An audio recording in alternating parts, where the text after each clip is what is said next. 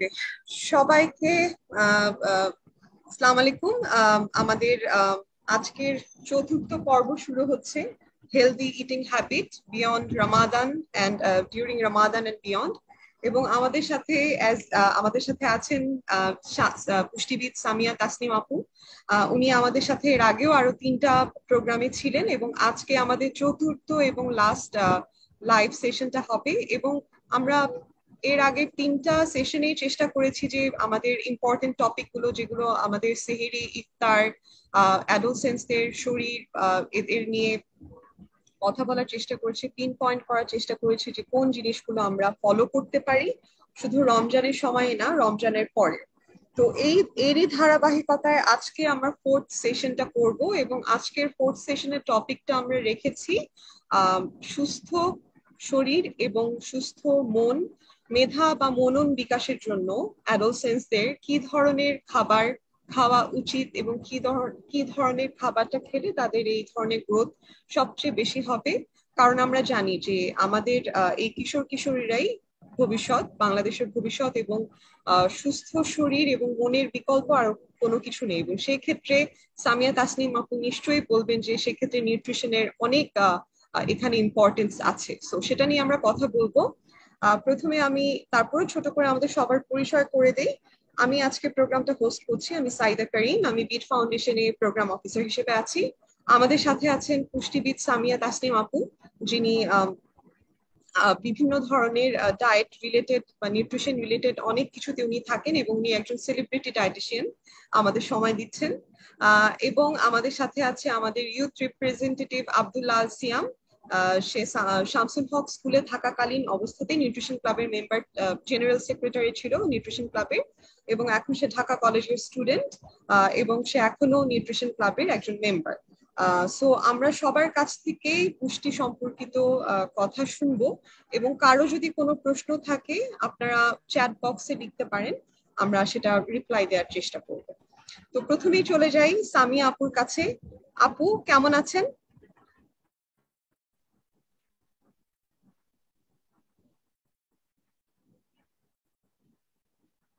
আপু বোধহয় ডিসকানেক্ট হয়ে গিয়েছে।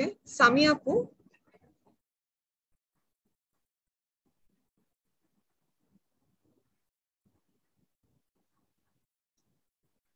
আচ্ছা, সামিয়া আপু বোধহয় ডিসকানেক্ট হয়ে গিয়েছে। হ্যাঁ, আমার আমার কাছে মনে হচ্ছে যে তাহলে একটু আমাদের সিয়াম আমাদের সাথে একটু কথা বলুক, হ্যাঁ, যেহেতু আমাদের বরং ততক্ষণে আমরা, আবার হ্যাঁ, যুক্ত হবো। সিয়ামকে বরং আমরা জিজ্ঞেস করি। হ্যাঁ সিয়াম, তুমি তুমি কেমন আছো? এবং তোমাকে অনেক ধন্যবাদ যে সময় করে আমাদের প্রোগ্রামটাতে জয়েন করার জন্য। আহ, আমি তোমার কাছ থেকে তোমার ধারণা, তোমার এই পর্যন্ত শিখে আসা বা তোমার ইনসাইট যে বুদ্ধি বিকাশের জন্য বা আমাদের অ্যাডোলসেন্সদের, কিশোর কিশোরীদের স্বাস্থ্যের জন্য তোমার কি মনে হয় যে আমাদের কি ধরনের খাবার দাবার, যেটা কিনতে খুব বেশি টাকা পয়সার খরচ হয় না কিন্তু হাতের কাছেই পাওয়া যায়, খুব সহজেই পাওয়া যায়, কি ধরনের খাবার তোমার মনে হয় যে শিশু বা কিশোর কিশোরীদের খাওয়া উচিত? তুমি ক্লাবের মেম্বার হিসেবে আমাদের এই ব্যাপারে কিছু বলো। আচ্ছা, প্রথমেই ধন্যবাদ। আমি আব্দুল সিয়াম, ঢাকা কলেজে বর্তমানে প্রথম বর্ষে পড়াশোনা করছি। আজকে যে বিষয়টা সেটা হচ্ছে আহ, সুস্থ যে মস্তিষ্ক, আমাদের ব্রেনের যে মেইন কাজগুলো, অর্থাৎ মেন্টাল টাস্কগুলো, যে কনসেন্ট্রেশন করা, পড়াশোনায় কনসেন্ট্রেশন করার জন্য এটা খুবই জরুরি। যে একটা হেলদি ব্রেনটাকে হেলদি রাখা খুবই জরুরি। কারণ হচ্ছে আমাদের যদি ব্রেনটা হেলদি না থাকে তাহলে আমরা পড়াশোনায় মনোযোগ, মানে কনসেন্ট্রেশন করতে পারবো না। আর আরেকটা যেটা বিষয় সেটা হচ্ছে মেমোরি, মানে আমাদের যে স্মৃতি ব্যবস্থাটা আছে সেটা যাতে আরো সুন্দরভাবে আমাদের যে পড়াশোনাটা করছি সেটা মনে রাখতে পারি, আগামীতে আমাদের পরীক্ষায় সুন্দরভাবে সেটা বাস্তবায়ন করতে পারি, সেক্ষেত্রে আমাদের ব্রেনটাকে হেলদি রাখাটা খুবই জরুরি। তো সেক্ষেত্রে আমরা আমাদের পরিবার থেকে মানে যেটা ধারণা করা হয় যে দামি দামি খাবার খেলেই বোধ হয় সেটা আমাদের এই মানে পুষ্টি বিষয়ক বা আমাদের আহ মস্তিষ্কের জন্য, আমাদের ব্রেনের জন্য ভালো হবে, কিন্তু আসলে সেটা না। আমাদের কিছু স্পেসিফিক খাবার আছে যেগুলো খেলে হয়তো খেলে আমাদের মস্তিষ্কের জন্য ভালো। যেমন হচ্ছে প্রথমত যদি আমি বলি সবুজ খাবারের কথা, সবুজ যেই শাকসবজিগুলো আছে সেগুলোর ভিতর ভিটামিন কে সহ আরো কিছু আরো পুষ্টি উপাদান আছে যেগুলো আমাদের আহ দৈনন্দিন পুষ্টি চাহিদাকে পূরণ করে এবং আমাদের ব্রেনকে আরো হেলদি রাখতে এবং আমাদের শারীরিক কার্যক্ষমতা যে বৃদ্ধি করতেও এটা খুবই জরুরি একটা উপাদান। সেই উপাদানগুলো আমরা এই সবুজ শাকসবজিতে পেতে পারি। তারপর আমরা ফ্যাটি যে ফিশটা আছে, ফ্যাটি ফিশ, এটার ভিতর ওমেগা 3 ফ্যাটি অ্যাসিড, এটার একটা বড় ধরনের যে পুষ্টি উপাদান যেটা আমাদের ব্রেনের জন্য হেলদি। তো সেটাও আমরা, যারা আমাদের মতো কিশোর কিশোরী আছে তাদের জন্য, তারা খেলে তাদের জন্য খুবই ভালো। এরপর সেটা ব্রেনকে হেলদি রাখতে সহায়তা করে। তো এরকম আর কি, যেসব খাবার আমাদের দরকার ব্রেনকে হেলদি রাখার জন্য, সেগুলো আমাদের বেশি দামি হতে হবে সেটা কোনো বাঞ্ছনীয় বিষয় নয়। আমাদের লক্ষ্য রাখতে হবে কোন কোন বিষয়গুলো আহ পূরণ করছে, পুষ্টি উপাদানগুলো আমরা পূরণ মানে পাচ্ছি আমাদের ব্রেনকে হেলদি রাখার। আচ্ছা, আমি একটু সময় চেয়ে নিচ্ছি। ঠিক আছে, ধন্যবাদ সিয়াম। হ্যাঁ, আমি আসলে সামি আপু প্রশ্ন করেছিলাম সিয়ামকে যে আহ, আপনি কি শুনতে পাচ্ছেন আপু? জি জি আপু, আমি আন্তরিকভাবে দুঃখিত, এটা নেটওয়ার্ক প্রবলেমের জন্য আর কি লাইনটা কেটে গিয়েছিল। কোনো আমি খুবই অসুবিধা নেই। আন্তরিকভাবে দুঃখিত। না না না আপু, কোনো অসুবিধা নেই। আমরা আসলে সিয়ামকে একটা প্রশ্ন করেছিলাম যে জি। যেহেতু সে ইউথ রিপ্রেজেন্টেটিভ, তার কাছে প্রশ্ন হুম ছিল যে হাতের কাছে কি ধরনের খাবার পাওয়া যায় যেটা আমাদের কিশোর হুম কিশোরীদের শারীরিক বৃদ্ধি এবং মানসিক বৃদ্ধির জন্য ভালো। তো এই প্রশ্নটাই সিয়াম তার যতটুকু জানার পরিধি আছে তার ভিতর থেকে সে আমাদের জানালো যে সেটার জন্য সবসময় দামি খাবার যে হতে হবে ব্যাপারটা এরকম না। তো আপু, এবার আমি আপনার কাছে চলে যাই। আসলে আমাদের আজকের টপিকটা ছিল যে আমরা কিভাবে কিশোর এবং কিশোরীদের বুদ্ধিবৃত্তিক বিকাশ এবং মানসিক হুম বিকাশ, একই সাথে শারীরিক যে বিকাশটা, সেটার জন্য কি ধরনের খাবার বেস্ট খাবার হতে পারে তাদের জন্য, যেটা কোয়ালিটি হিসেবে খুবই চমৎকার কিন্তু সেটার জন্য খুব হুম বেশি খরচ করতে হয় না। এই বিষয়ে আপু আমি আপনার কাছে জানতে চাই। জি আপু, অনেক ধন্যবাদ। আমি শুরুতে একটু বলতে চাই, যখন একজন মা গর্ভাবস্থায় থাকেন, আমাদের শিশুদের হচ্ছে প্রথম যে বেসিক ব্রেইন ডেভেলপমেন্ট 25%, এটা হচ্ছে মায়ের গর্ভেই হয়ে থাকে, যেটা 25% হচ্ছে। 25% হওয়ার পরে যেটা হয় যে পরবর্তী জন্মগ্রহণ করার পর থেকে 6 বছরের মধ্যে বাকি আপনার 75% ব্রেইন ডেভেলপমেন্ট হয়। তারপরে কথা থেকে যায়, কারণ আমাদের ব্রেইনের কিছু ফাংশন আছে, কনসেন্ট্রেশন, আমাদের যে ইন্টারাকশন গুলো বা আমাদের মেমোরি গুলো, এগুলোকে ঠিক রাখার জন্য কিন্তু আমাদের কিছু স্পেসিফিক ফুড রয়েছে যেগুলো কিন্তু খুব সুন্দরভাবে কাজ করে। কারণ আমাদের ব্রেইনের কিন্তু 60%ই কিন্তু দেখা যায় ফ্যাট দিয়ে মেড করা থাকে, ইসেনশিয়াল ফ্যাটি অ্যাসিড। এই ইসেনশিয়াল ফ্যাটি অ্যাসিডটাই হচ্ছে ওমেগা 3, ওমেগা 6, যেটাকে আমরা বলে থাকি এই ফ্যাটটা মূলত।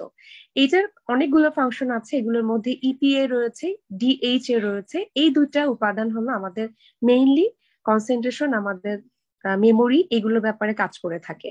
তো এইটার যখন আমরা যখন অ্যাডোলেসেন্টদের ক্ষেত্রে যখন বলি যে তাদের বুদ্ধি বা ব্রেইনটাকে ভালো করার জন্য, মনটাকে ভালো করার জন্য, তো এই ব্যাপারগুলোর জন্য অবশ্যই কিছু স্পেসিফিক এবং খুবই সহজলভ্য খাবার আমাদের আশেপাশে রয়েছে। তার মধ্যে সবার আগে আমি বলবো যে মাছ তার মধ্যে একটি বেস্ট উপাদান, বিশেষ করে সামুদ্রিক মাছ এবং বাদাম। এছাড়াও কিন্তু আমরা অনেক কিছু খাবার খেয়ে থাকি, ব্রোকলি, ইভেন কফিও। এটা অনেক মজার একটা ব্যাপার যে কফিও কিন্তু আমাদের ব্রেইন ডেভেলপমেন্টের জন্য অনেক হেল্প করে, কারণ কফির মধ্যে দুইটা উপাদান রয়েছে, একটা হচ্ছে ক্যাফেইন আর একটা হচ্ছে অ্যান্টিঅক্সিডেন্ট। মূলত অ্যান্টিঅক্সিডেন্ট গুলো আমরা যেই খাবারের মধ্যে পাই সেটা কিন্তু, যেমন বেরিজ এর মধ্যে পাচ্ছি, ব্রোকলি যেগুলো আমরা খাই সবজি সেগুলোর মধ্যে পাচ্ছি। এই যে পাওয়ারফুল যে অ্যান্টিঅক্সিডেন্ট গুলো, ভিটামিন কে বা অন্যান্য ম্যাক্রোনিউট্রিয়েন্টস গুলো, এগুলো আমাদের ব্রেইন ডেভেলপমেন্টের জন্য খুব ভালো। আর একটা খাবার আছে যেমন পামকিন সিড, আমরা জানি যে মিষ্টি কুমড়ার বিচি, এটা কিন্তু বাইরে কান্ট্রিতে খুব সুন্দর করে এটা সেল করা হয়, খুব সুন্দরভাবে এটা কিন্তু সবাই খেয়ে থাকে। আমাদের দেশেও অ্যাভেলেবেল, কিন্তু আমাদের দেশে আসলে এটা গুরুত্বটা আমরা ভাবে করে ফিল করি না, বা আমরা এটা প্রক্রিয়াজাত ভাবে করে করতে পারি না। কিন্তু চাইলে আমরা যখন মিষ্টি কুমড়া রান্না করি তখন কিন্তু আমরা এটা খেয়ে ফেলতে পারি।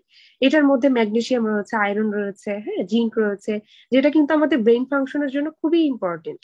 তো এই খাবারগুলো আমাদের প্রতিদিন আমরা খাদ্য তালিকায় রাখতে পারি। আর যেটা একদমই আমাদের খুব সহজলভ্য বা সহজে আমরা খেতে পারি সেটা হচ্ছে বাদাম। বাদামের মধ্যে ওমেগা 3 রয়েছে, ওমেগা 6 রয়েছে। এটাও কিন্তু আমাদের ব্রেইন ডেভেলপমেন্টের জন্য খুবই ভালো। বা আমাদের যখন মেমোরি আমরা একটু শার্প করতে চাচ্ছি, মেমোরিটা ভালো করতে চাচ্ছি, বা আমাদের কিছু ব্যাপার রয়েছে, মুড সুইং এর কিছু ব্যাপার হয় কিন্তু অ্যাডোলেসেন্টদের ক্ষেত্রে, হ্যাঁ। সো এটাও খুব ইম্পর্টেন্ট। অ্যাডোলেসেন্ট যখন আমরা এই বয়সটার কথা চিন্তা করি তখন কিন্তু তাদের অনেক মুড সুইং হয়, তাদের কিন্তু অনেক কিছু চেঞ্জ হয়, হরমোনাল চেঞ্জেস আসে। তো সবকিছু মিলিয়ে আমার মনে হয় যে এই ব্রেইন হেলথ যেটা আমরা বলে থাকি, ব্রেইন হেলথের মধ্যে কিন্তু সবকিছুই চলে আসে। মানসিক যেটা বলি বিকাশ বলে থাকি, মন ভালো রাখা, বা আমরা বলি ব্রেইন ডেভেলপমেন্ট, পড়াশোনা মনোযোগী হওয়া, বা আমাদের যে কোনো কাজে কনসেন্ট্রেশনটা আসা, এগুলো ওভারঅলই কিন্তু আমাদের আশেপাশে খাবার। তার মধ্যে যেমন মুড সুইং এর যদি একটা কথা আমরা বলেছি, যেহেতু ওটার জন্য কিন্তু টমেটো হচ্ছে টমেটো বেস্ট। এরকম কিছু খাবার, আমি যে খাবার নাম বলেছি, সামুদ্রিক মাছ, বাদাম, ব্রোকলি, তারপর হচ্ছে আমাদের পামকিন সিড, তারপর হচ্ছে আমাদের কফি, গ্রিন টি, এগুলো খুবই খুবই হচ্ছে ব্রেইন হেলথের জন্য কিন্তু খুবই অনুকূলীয় একটি খাবার এবং খুবই ভালো সহজলভ্য। আমাদের যারা অ্যাডোলেসেন্ট আজকে জয়েন করেছেন বা লাইভটা যারা দেখছেন, তাদেরকে আমি অনুরোধ করব যে প্রতিদিন আপনারা একটা খাবারকে ডিভাইড করে নিবেন, যে আপনার একটা রুটিনে সবগুলো খাবার কিভাবে ইনক্লুড করা যায়। এমন হবে না আমার দেখা যায় যে প্রতিদিন পার হয়ে যাচ্ছে, অনেক ইম্পর্টেন্ট খাবার কিন্তু মিস হয়ে যাচ্ছে, বাদ পড়ে যাচ্ছে। কিন্তু যদি আপনি একটা ডায়েট প্ল্যান করে ফেলেন সবার জন্য, যে যার বাসায় যদি চিন্তা করি যে না, আমরা একটা হেলদি ফুড রেগুলার রাখার চেষ্টা করব। যখন আমরা সবজি খাচ্ছি ভাতের সাথে, তখন কিন্তু আমরা চিন্তা করতে পারি যে বাজার যখন করব, দুইটা কালারের সবজি কিন্তু কিনতে পারি, একটা ইয়েলো কালার, অরেঞ্জ কালার, আর একটা হলো গ্রিন লিফি ভেজিটেবল যেগুলো সেগুলো। তাহলে কি হচ্ছে, দুইটা কালারের থেকে কিন্তু আমরা দুই ধরনের পুষ্টি পাচ্ছি। যখন আমরা ফ্রুটস খাবো, ফ্রুটস খেতে গেলে আমাদের চিন্তা করতে হবে যে এই ফ্রুটস আমাদেরকে কি কি প্রোভাইড করছে। যেমন আমাদের সাইট্রাস ফ্রুটস গুলো কিন্তু প্রচুর ভিটামিন সি পেয়ে থাকি, যেটা পাওয়ারফুল অ্যান্টিঅক্সিডেন্ট। এটা আমাদের ইমিউনিটি সিস্টেমকে ডেভেলপ করছে, ব্রেন ডেভেলপমেন্টের জন্য হেল্প করছে। পাশাপাশি যখন আমরা ইয়ালো ফলগুলো যখন খাই, কলা, পেঁপে, আম, তরমুজ, যেগুলো কালারফুল, সেগুলো কিন্তু আমাদের অনেকগুলো মানে পুষ্টি প্রোভাইড করে থাকে। যেমন আমাদের ওখানে পটাশিয়াম পাচ্ছি, ম্যাগনেসিয়াম পাচ্ছি। এছাড়াও কিন্তু ওখান থেকে আমরা প্রচুর ভিটামিন কেও পেয়ে থাকি, ভিটামিন এ পেয়ে থাকি, বিটা ক্যারোটিন পেয়ে থাকি। এই উপাদানগুলো কিন্তু আমাদের ব্রেইনের জন্য কিন্তু খুব উপকারী। সো এরকম দুইটা কালারের ফল আমরা রাখবো। আর একটা ইম্পর্টেন্ট ফুড হলো ডিম। ডিমটা আসলে খুবই হেলদি একটি ফুড, যেটা আমাদের আসলে আজকের টপিকটা ছিল যে ব্রেইন হেলথ এবং আমাদের গ্রোথের কথা যদি আমি চিন্তা করি, সেক্ষেত্রে কিন্তু আমি সবার আগে বলবো দুইটার জন্য কম্বাইন্ডলি যদি একটা ফুড আমি চিন্তা করি, তাহলে ডিম হলো বেস্ট। ডিমের মধ্যে আমরা হাই প্রোটিন পাচ্ছি, এবং প্রোটিন দেখা যাচ্ছে আমরা একটা ডিম থেকে 13 থেকে 16 গ্রাম প্রোটিন পাচ্ছি।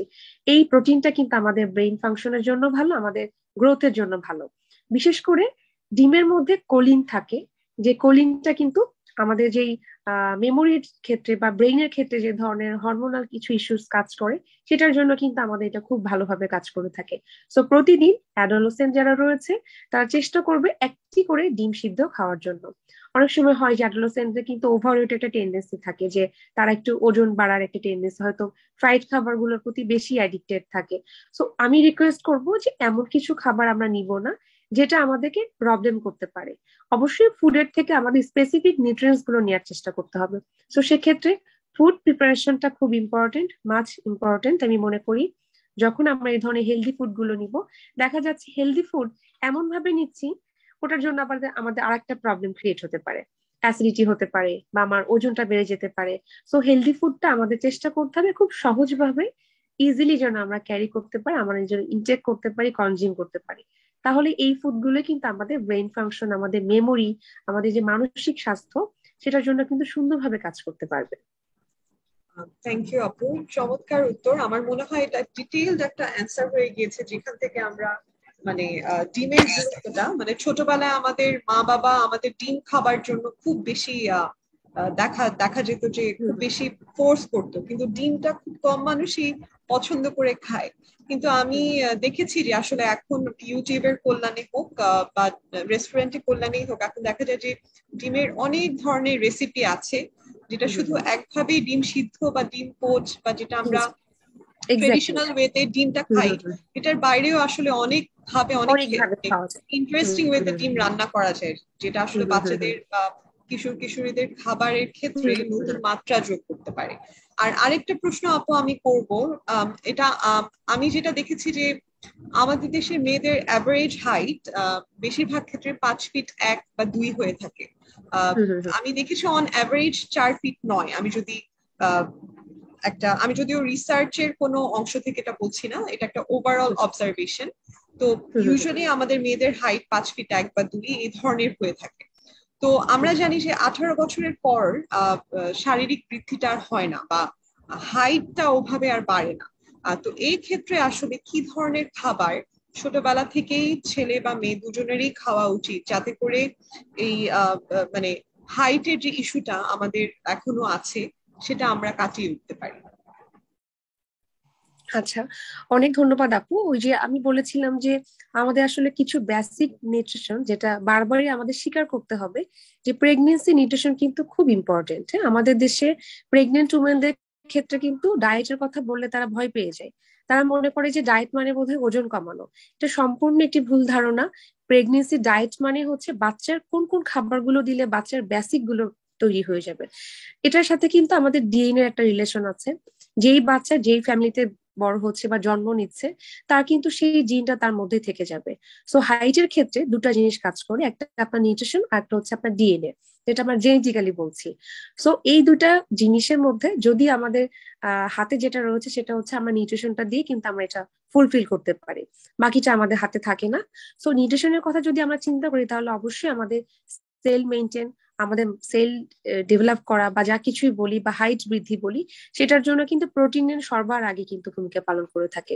মানে প্রোটিন এমন একটি আসলে খাদ্য উপাদান বা নিউট্রিয়েন্টস, যেটা গ্রহণ করলে কিন্তু আমরা একই সাথে অনেকগুলো পুষ্টি পেতে পারি। যেমন আপনি দেখেন প্রোটিনের উৎসগুলো কোনটা। প্রোটিন তো মেইনলি আমাদের সেল মেনটেন করছে, আমাদের হাইট বৃদ্ধি করছে। পাশাপাশি এই যে প্রোটিন, দুধ, ডিম, মাছ, মাংস, ডাল, এখান থেকে আপনি কি পাচ্ছেন? ক্যালসিয়াম পেয়ে যাচ্ছেন, আয়রন পেয়ে যাচ্ছেন। এছাড়াও কিন্তু যত রকমের ইসেনশিয়াল যে ফ্যাটি অ্যাসিড গুলো সেগুলো পেয়ে যাচ্ছেন। পাশাপাশি আপনি মাইক্রোনিউট্রিয়েন্টস গুলো কিন্তু পেয়ে যাচ্ছেন, যেগুলো কি করছে আপনার হাইট বৃদ্ধির জন্য যেই আনুষঙ্গিক নিউট্রিয়েন্টস গুলো আপনাকে হেল্প করা উচিত প্রোটিনের পাশাপাশি, সেগুলো কিন্তু করতে পারছে। আপনার ক্যালসিয়ামটা যখন এনশিওর হচ্ছে, আপনার বডি কিন্তু হাড়ের যে স্ট্রংনেস বলি বা স্ট্রেংথ বলি সেটা কিন্তু ভালো হচ্ছে। পাশাপাশি যখন আয়রনটা আমাদের জরুরি অ্যাডোলেসেন্টদের জন্য, যেটা খুব ইম্পর্টেন্ট, সেটা হচ্ছে যে আপনার আয়রনটা খুব ইম্পর্টেন্ট। এই সময় দেখা যায় অনেকগুলো কারণে কিন্তু বিশেষ করে মেয়েদের ক্ষেত্রে আয়রন ডেফিসিয়েন্সি অ্যানিমিয়া তৈরি হতে পারে। তো সেগুলো কিন্তু তার হাইট বৃদ্ধি বলেন বা গ্রোথের ক্ষেত্রে কিন্তু বাধা আসতে পারে। এটা মনে রাখতে হবে, আমাদের বডির জন্য সবার আগে ব্যালেন্সড খাবারটা খুব ইম্পর্টেন্ট। কোনো ধরনের কোনো ডেফিসিয়েন্সি আমার মধ্যে আছে কিনা বা অ্যাডোলেসেন্টদের মধ্যে আছে কিনা সেটা আগে ফাইন্ড আউট করতে হবে। পাশাপাশি এই যে আমাদের হাইট বৃদ্ধি, এটার জন্য কিন্তু আমাদের সব খাবারের পাশাপাশি প্রোটিনের উপর একটু গুরুত্ব দিতে হবে। দুধটা বেশি করে খেতে হবে। মাছ মাংস, যেটা আমাদের প্রোটিন ইনটেক বলে থাকে, একজন সুস্থ মানুষের পার কেজিতে 0.8 গ্রাম প্রোটিন দরকার হয়। সো আমরা ক্যালকুলেশন করেই নিতে পারি যে একটা মানুষ তাহলে কত গ্রাম প্রোটিন খাবে। তবে এখানে একটু হ্যারাসমেন্ট হয়, যে প্রতিটা মানুষ কিন্তু জানে না যে আমি 1 পিস মাছ খেয়েছি সেখানে কতটুকু প্রোটিন আছে। এই ব্যাপারগুলোর জন্য আসলে পুষ্টিবিদের শরণাপন্ন হতে হয়, বা আমার মনে হয় যে একজন স্পেশালিস্টের কাছে যাওয়া উচিত। আর ওভারঅলি যদি তারা মনে করে যে না, খাচ্ছি এটা এনাফ তার জন্য, তাহলে প্রতিদিন স্ট্যান্ডার্ড সাইজের সে 80 থেকে 100 গ্রামের একটা চিকেন বা ফিশ যে কোনো একটা খেতে পারে। ডিম ডেইলি 2টা বা 1টা করে সে ডায়েটে রাখতে পারে। 1 গ্লাস করে দুধ কিন্তু সে রাখতে পারে। পাশাপাশি ডালটাও রাখলো। এই যে খাবারগুলো, এগুলো থেকে তার কিন্তু প্রোটিনটাও হাই প্রোটিন যাচ্ছে, তার হাইট বৃদ্ধির জন্য হেল্প করছে। পাশাপাশি ক্যালসিয়াম, আয়রন, এগুলো কিন্তু তাকে প্রোভাইড করা হচ্ছে। এবং ওভারঅল দেখা যাচ্ছে সে কিন্তু তার যে নিউট্রিশনের যে ঘাটতিগুলো সেগুলো পূরণ হওয়ার পরে কিন্তু তার জিনিসগুলো ওভারকাম করতে পারে। তবে একটা জিনিস আছে, জেনেটিক্যাল যে ব্যাপারটা সেটা আমাদের কিন্তু মেনে নিতে হবে। এখানেও কিন্তু কিছু ইস্যু আছে। তবে আমাদের হাতে যেটা থাকে সেটা যদি আমরা ঘাটতি বা মানে ডিফিসিয়েন্সি তৈরি করে ফেলি, তাহলে কিন্তু আমরা তখন ওটাকে দোষ দিতে পারবো না। আমাদের এটার জন্য কিন্তু আমরা পিছিয়ে থাকবো। হয়তো তার জেনেটিক্যালি সে হাইট অনেক বৃদ্ধি হতে পারতো, কিন্তু সে খাবারটা প্রপারলি, নিউট্রিশনটা প্রপারলি না যাওয়ার কারণে তার ওই ফাংশন গুলো ডেভেলপ করেনি। তার যে কোষের যে ব্যাপারটা আমরা বলছি, সেলের ব্যাপারটা, সেল যে ডেভেলপ হবে সে ব্যাপারটা ফাংশন করতে পারিনি। হ্যাঁ, তো এই জন্য অবশ্যই নিউট্রিশন খুবই ইম্পর্টেন্ট, এবং এই টাইপের খাবারগুলো আমাদের হাইট বৃদ্ধির জন্য খুবই জরুরি। তাই প্রতিদিনই আমাকে এই খাবারগুলো নিয়ম করে রাখতে হবে। প্রতিবার প্রতিটা টপিকে কিন্তু একই কথা বলছি, যে আমাদের খাবার যদি আমরা প্রতিদিনের যে ডিমান্ড থাকে, প্রতিদিনের যে চাহিদা থাকে, সেটা যদি আমরা ফুলফিল করতে না পারি, তাহলে কিন্তু এটা আসলে 2 দিন পরে বা 3 দিন পরে গ্রহণ করলে আমাদের ওই কাঙ্ক্ষিত লক্ষ্যে আমরা পৌঁছাতে পারবো না। প্রতিটা বিষয়, আমরা যদি ব্রেন ডেভেলপমেন্ট বলি, আমরা যদি হাইট বৃদ্ধি বলি বা গ্রোথের কথা চিন্তা করি, বা একটা বাচ্চার বা একটা অ্যাডোলেসেন্টের যদি ওভারঅল আমরা ডেভেলপমেন্টের কথা চিন্তা করি, সেক্ষেত্রে কিন্তু প্রতিদিনই সুষম খাবার থাকতে হবে, পাশাপাশি স্পেসিফিক এই খাবারগুলো তাকে এনশিওর করতে হবে। তাহলে দেখা যাবে যে একজন অ্যাডোলেসেন্ট কিন্তু পরিপূর্ণভাবে সে সুন্দর সুস্থভাবে বড় হতে পারবে। ধন্যবাদ আপু, থ্যাংক ইউ এটার অ্যান্সার করার জন্য। আমি আরেকটা জিনিস অ্যাড করতে চাই। অনেক সময় আমরা শুনি যে হাইট বৃদ্ধির ক্ষেত্রে নিউট্রিশন মানে নিউট্রিশিয়াস খাবারের পাশাপাশি শারীরিক যেটাকে বলে ব্যায়াম, এই ধরনের কিছু কি আমাদের কিশোর কিশোরীদের জন্য হাইট বৃদ্ধির জন্য বা শরীর বৃদ্ধির জন্য ব্যায়ামটা কতটুকু প্রয়োজনীয় খাবারের পাশাপাশি? নাকি আমরা ডায়েট দিয়ে 80% কভার করতে পারি আর বাকি 20%কে আমরা শারীরিক যে ব্যায়ামটা সেটার মাধ্যমে আমরা এটাকে আরো এইড করতে পারি? সামিয়া আপু কে আছেন?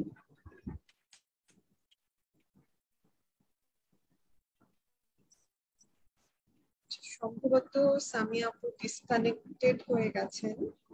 আমরা সিয়ামের কাছে চলে যাই। সিয়াম, তুমি কি কোনো মানে এই যে আপু বললো এই ধরনের খাবারের পাশাপাশি কি তুমি কোনো ধরনের শারীরিক খেলা, যেটা ব্যায়াম, খেলাধুলা বা এই জাতীয় কোনো কিছু কি করেছো, বা এই ধরনের কোনো কিছুর সাথে স্কুল লাইফে বা কলেজ লাইফে আছো? ক্রিকেট খেলা বা ফুটবল বা যে যে কোনো ধরনের শারীরিক ব্যায়াম যেটা আমরা বলি। হ্যাঁ, খাবারটা অবশ্যই জরুরি। তারপর এই খাবারটার হজম হজম বৃদ্ধি বা হজম শক্তিটার ডাইজেশনটা। দরকার আছে। হ্যাঁ, সেটার জন্য আসলে খেলাধুলা কিংবা যে ব্যায়ামের কথাটা বললেন, সেটা আমি মনে করি যে এটা খুবই জরুরি। কারণ একটা শিশু যখন মানে একটা শিশু যখন কিশোর পর্যায়ে আসে, তারপর তার এই হজম শক্তি বা তার যেই গ্রোথটা, সেটার জন্য শুধুমাত্র খাবার খেলে যদি হয় যে অলস অলস হয়ে যদি ঘরে বসে থাকে, কিংবা যেটাকে বলে মোবাইলে আসক্তি বা এইসব জিনিসপত্রে যদি জড়িয়ে পড়ে, তাহলে কিন্তু বাধাগ্রস্ত হয়। তো সেক্ষেত্রে যদি খেলাধুলা বা ব্যায়ামের একটা ব্যবস্থা থাকে, সে যদি তার খাবারের পাশাপাশি সেটা করতে পারে একটা নির্দিষ্ট সময়ে, তাহলে আমি মনে করি যে আহ, একটা হেলদি গ্রোথে খুবই গুরুত্বপূর্ণ ভূমিকা পালন করে। থ্যাংক ইউ সিয়াম। আমি আসলে অপেক্ষা করছি যে আপু হঠাৎ করে ডিসকানেক্টেড হয়ে গেছে, হয়তো ইন্টারনেট ইস্যু। উনি আবার হয়তো জয়েন করবেন। এবং এছাড়া আমরা অনুষ্ঠানের প্রায় শেষ পর্যায়ে চলে এসেছি। আমরা চেষ্টা করব যে আপকে পাবার পরে আরো প্রশ্ন যদি থাকে সে প্রশ্নগুলো নিয়ে প্রোগ্রামটা শেষ পর্যায়ে চলে যেতে। আমরা একটু অপেক্ষা করছি।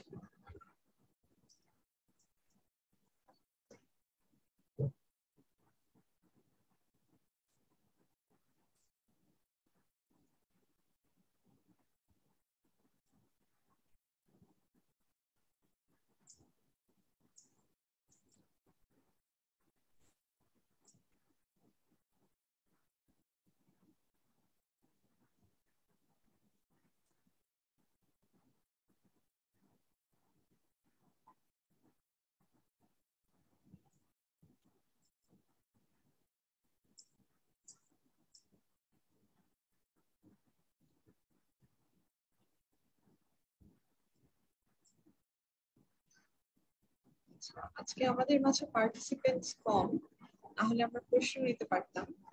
শুধু সিয়াম আছেন।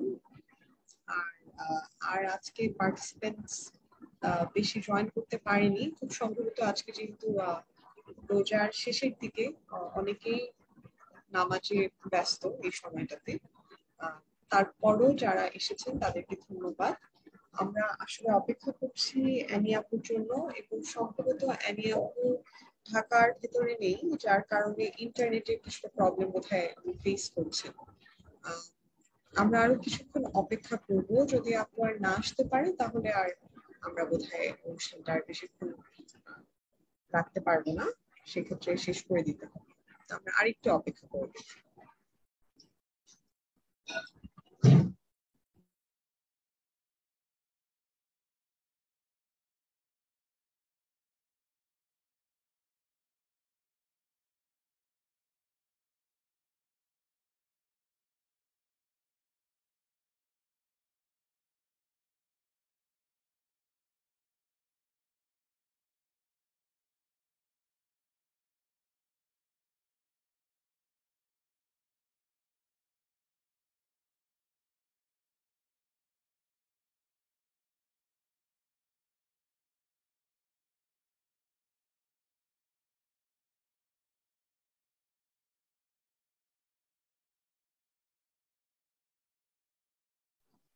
আচ্ছা, আমার মনে হয় যে আজকে প্রোগ্রামটা ইচ্ছা থাকলেও আমরা আর বড় করতে পারছি না, কারণ অ্যানি আপার বোধহয় সমস্যা হচ্ছে ইন্টারনেটের মাধ্যমে জয়েন করতে। সো আমরা আসলে এখানেই তাহলে আর অনুষ্ঠানটা শেষ করছি। এর আগে আমি তিনটা আমরা পার্ট করেছি। প্রথম পার্টটা ছিল সুস্থভাবে সেহরি এবং ইফতার খাবারের ক্ষেত্রে আমরা কি ধরনের খাবার খেতে পারি। তারপরের টপিকটা আমরা রেখেছিলাম সুস্থ থাকার জন্য কি ধরনের খাবার আমরা খাবো যাতে আমরা ওভারওয়েট না হই, এবং আরেকটা পার্ট ছিল যে আমাদের হেলদি স্কিন এন্ড হেয়ার এর জন্য কি ধরনের খাবার আমরা আমাদের খাদ্য তালিকায় রাখবো। তো প্রত্যেকটা পর্বেই আনি আপা চেষ্টা করেছেন যে খুব সুন্দর করে বেশ বড় একটা ডেসক্রিপটিভ একটা অ্যান্সার দেয়ার, যেখানে সব টপিক গুলো বা যে খাবারগুলো আমাদের হাতের আশেপাশে আছে সেই জিনিসগুলো নিয়ে কথা বলার। তো সেখান থেকে শেখার অনেক কিছু ছিল। অ্যানি আপা যেহেতু জয়েন করতে পারছেন না ইন্টারনেটের কারণে, অ্যানি আপাকে আবারও বিট ফাউন্ডেশনের পক্ষ থেকে এবং নিউট্রিশন ক্লাবের পক্ষ থেকে অনেক অনেক ধন্যবাদ আমাদের পরপর 4টি পর্বে সময় দেওয়ার জন্য এবং থাকার জন্য।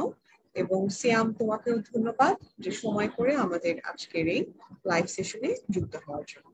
তো সবাইকে ঈদের অগ্রিম শুভেচ্ছা। আশা করি যে আমরা এই ধরনের অনুষ্ঠান সামনে আরো করতে পারবো। তো আমি এখানেই আজকে লাইভটা শেষ করছি। থ্যাংক ইউ সবাই। ও, সামি আপু এসছেন।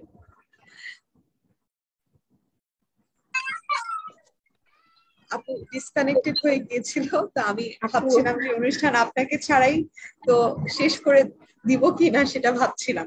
আপু তাহলে খুবই সরি, মানে একটু আসলে পারিপার্শ্বিক একটু মানে প্রবলেমের জন্য কি ডিসকানেক্ট হয়ে যাচ্ছে কোনো অসুবিধা নেই আপু। আমি আসলে তাহলে আর অনুষ্ঠানটা আর বেশি লম্বা করব না। শেষ একটা প্রশ্ন বোধহয় করতে করতে ভিডিওটা ডিসকানেক্ট হয়ে গিয়েছিল। প্লিজ আপু আবার একটু বলবেন।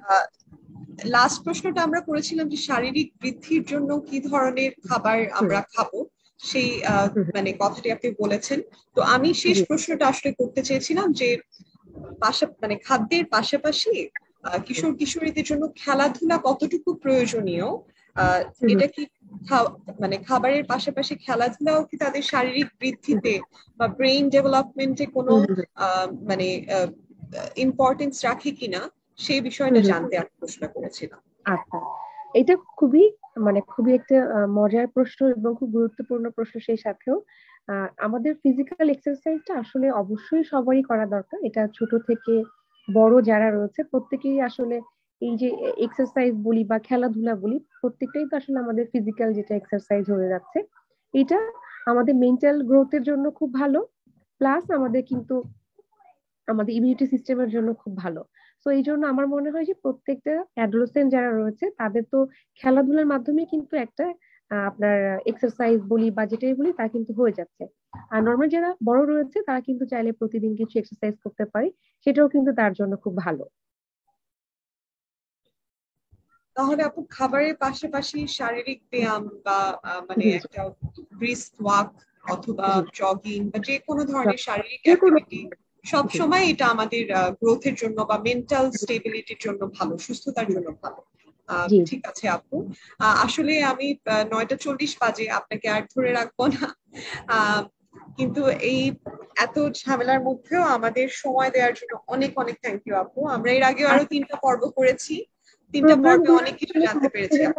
অনেক কথা বলে যাই, মানে আসলে সুযোগ যদি এমন থাকতো যে অনেকক্ষণ কথা বলি বা এই বিষয়গুলো নিয়ে অনেক আলোচনা করি, এটা আমি নিজেও ভালো ফিল করি।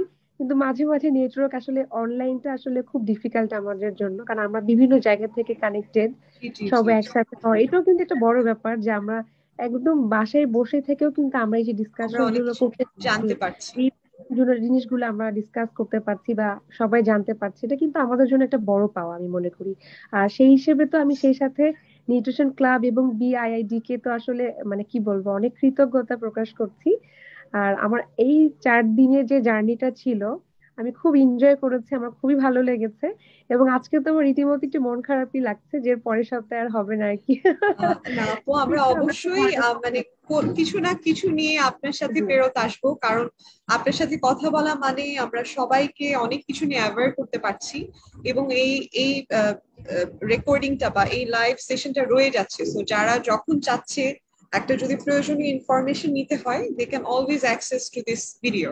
সো আপু কথা বলে খুব ভালো লাগলো, এটা আর আলাদা করে বলার কিছু নেই। আমি আবারও বিট ফাউন্ডেশনের পক্ষ থেকে এবং নিউট্রিশন ক্লাবের পক্ষ থেকে আপনাকে অনেক অনেক ধন্যবাদ জানাচ্ছি, সিয়ামকেও ধন্যবাদ জানাচ্ছি এবং সবাইকে ঈদের অগ্রিম শুভেচ্ছাও জানাচ্ছি।